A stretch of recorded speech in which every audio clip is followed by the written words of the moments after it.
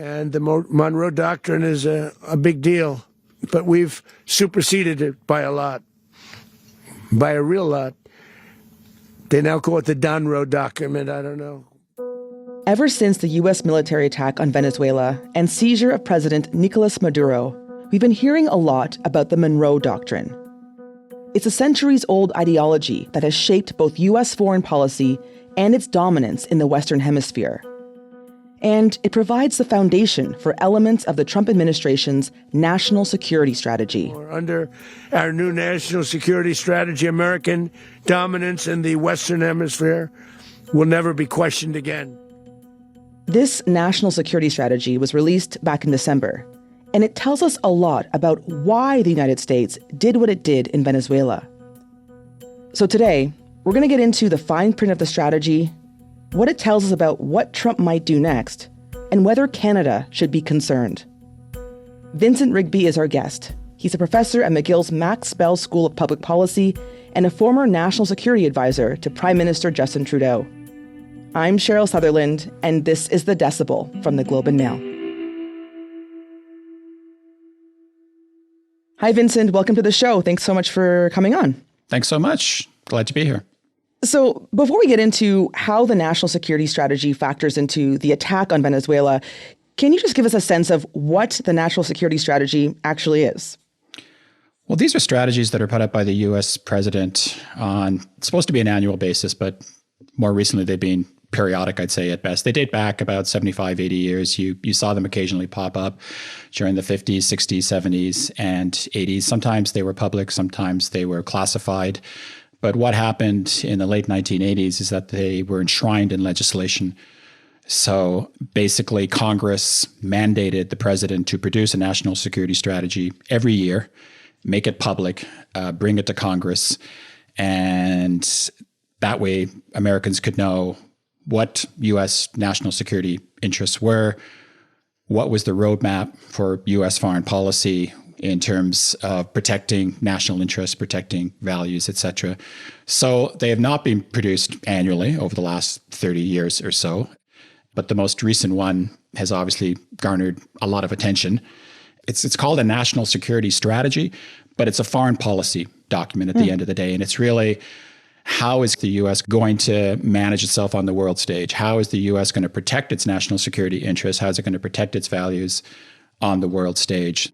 And so let's get into what's in this document, this recent document. It's about 30 pages long. It's broken into two sections. Can we start with the first section on U.S. priorities? What does it say?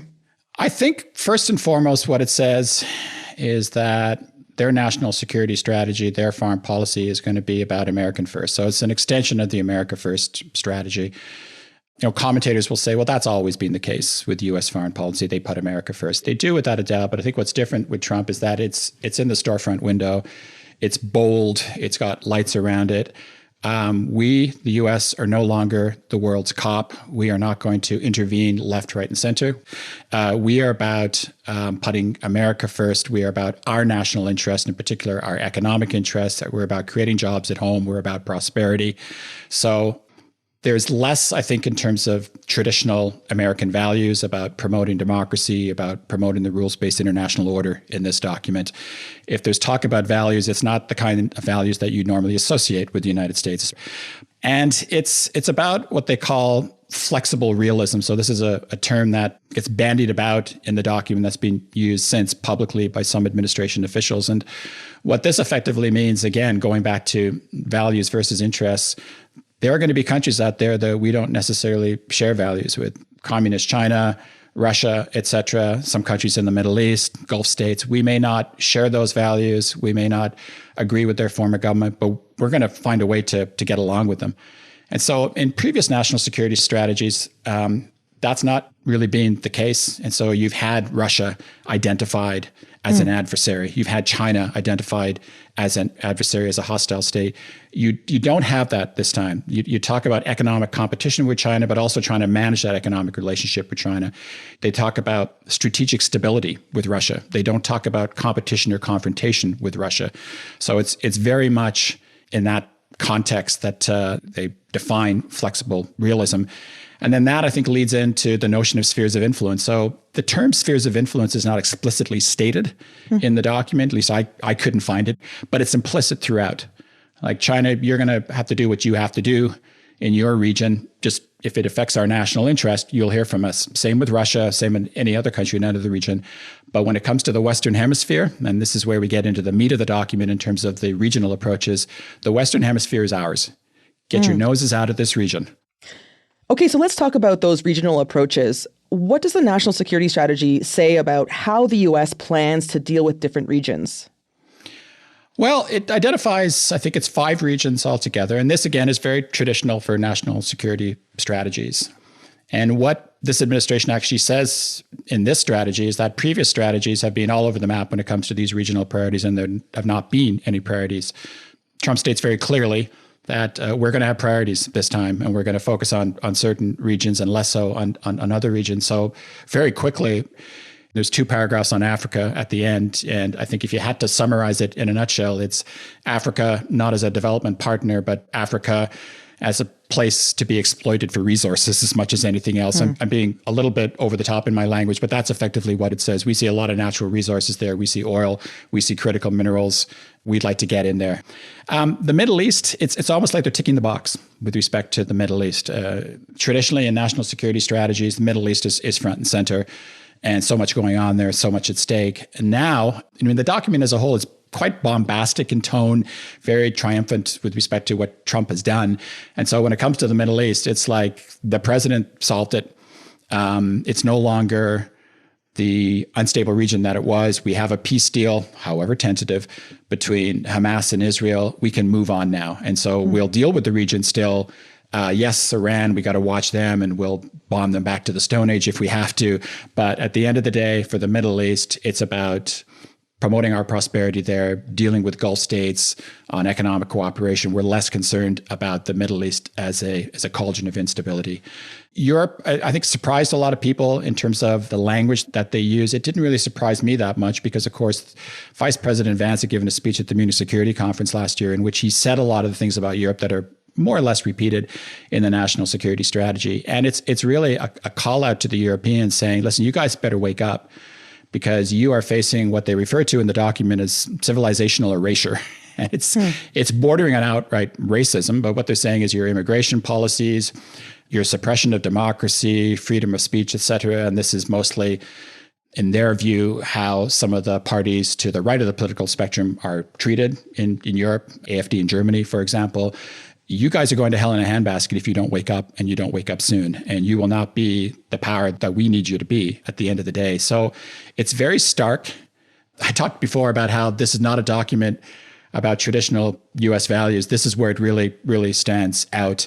They refer to, you've really got to look to your patriotic parties for your vision for Europe. And they actually use that term, patriotic parties. And the patriotic parties are the far right parties, effectively. I was going to say, which ones are those? Okay. Far right parties. And so it's very interesting in that regard. So Europe, stand up and get things done. Indo-Pacific is interesting. Again, China is not identified as a hostile state actor. China is not identified as a potential adversary.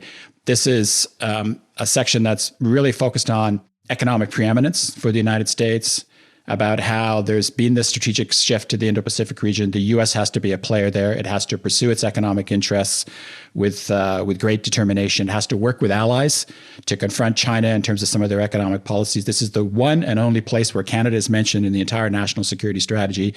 Canada, Europe, other countries need to stand up to China with respect to some of their export policies, et cetera. And then finally, and this is probably where you want to focus, is the Western Hemisphere. And the Western Hemisphere is probably the biggest section in the entire document and probably the most important.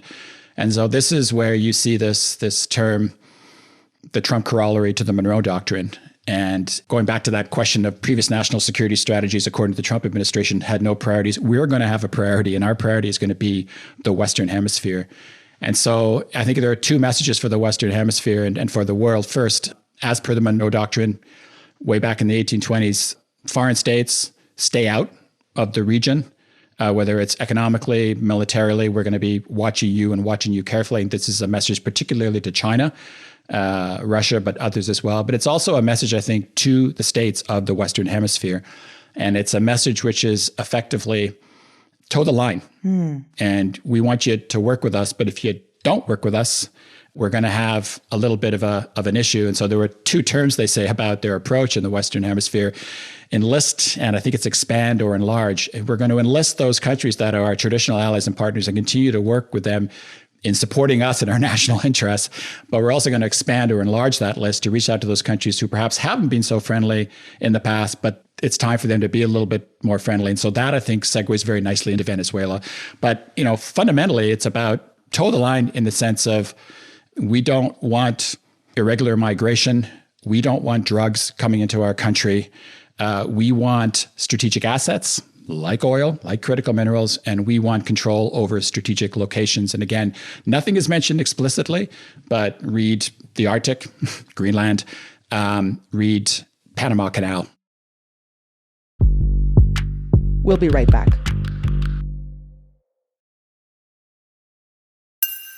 Okay, Vincent, let's bring Venezuela into the conversation, because the national security strategy doesn't say anything explicitly here, but there seems to be a lot of parallels. So how does the U.S. actions in Venezuela fit into what's written in the national security strategy? Well, it's a great question. And when the strategy first came out, there was a lot of debate about, okay, it's a strategic document, but to what extent is he actually going to implement it? To what extent is he actually going to follow through on it? So I think everybody was waiting with bated breath. I mean, to some extent, we'd already seen that a lot of the stuff in the national security strategy he was doing rhetorically or concrete action. But I think when Venezuela popped up over the weekend, I think for most of it, it was like, wow, you could have literally taken this right out of the national security strategy. So again, it's a strategic document at a high level. They don't mention specific countries that they're going to target. But when he talked about strategic assets equals oil, when he talked about strategic locations, when he talked about we don't want your drugs, we don't want your irregular migrants, Venezuela kind of fits the bill. And so we'd been seeing all of the actions in the Caribbean over the last weeks and months leading up to this. We're all wondering whether he was going to take this a step further, go from gunboat diplomacy to actually invading a country. And he did it. And so in many respects, yeah, I think he's ripped a page out of the national security strategy, and he's waving it around now and going, see, I meant what I said. I don't want to overplay this in terms of it a threat to other countries in a region, but I think it is a message. We said we were going to do this, and we did it. And we took out this guy because he was a bad guy. But this wasn't about values. This wasn't about democracy. This, at the end of the day, was taking out somebody whose country has a strategic asset, which I think is the term used in the national security strategy. And I don't want to oversimplify it, that it was all about oil. But let's be honest, every time Trump talks about Venezuela, oil pops in about every second or third sentence. So there you go. To answer your question, yes, I think this is a manifestation of the strategy. And the big question is, what next? Yeah, I mean, some points that stuck out to me from the security strategy that kind of relates to this too is there's one point that says a more suitable Coast Guard and Navy presence to control sea lanes, to thwart illegal and other unwanted migration, to reduce human and drug trafficking, and to control key transit routes in a crisis. I mean, that really speaks to what's happening in Venezuela. Well, it does and it doesn't, right? A lot of people, I think, have noted, and I've noted it as well, that there are some parallels with what happened to Canada and tariffs. You'll recall that Trump went on and still goes on about all the fentanyl that's coming across the border and all the irregular migrants that are coming across the border. And no matter how many times we said that it's a trickle at most, and it's a very, very low percentage compared to what's coming across the southern border, he did what he did with the tariffs. The fact of the matter is, and this is being stated publicly by lots and lots and lots of other commentators and even government officials, not in the U.S., obviously, but the amount of fentanyl that's coming from Venezuela is negligible. Most of the fentanyl is coming through Mexico. Do they produce cocaine? Yep, they do produce cocaine, but most of it is going to other parts of the world. So the drug issue is a bit of a red herring. And so again, I think to a considerable extent, he's used this as a pretext for going after Maduro. I mean, the thing with Trump is he's got a strategy and that's all good. Global politics general, they're very personal for him. And he seems to have taken a strong personal dislike for Maduro, did not like him and decided that it was time to go. He did not like the fact that Venezuela had nationalized its oil industry. And he keeps on referring to the fact that they've stolen all this American oil, which again is a bit of an oversimplification, but there is an element of truth to it. This is about taking out a country that has a strategic resource, or taking out a government and grabbing a strategic resource that is extremely important for the United States. So I wouldn't overplay the drug issue, even the irregular migrant issue.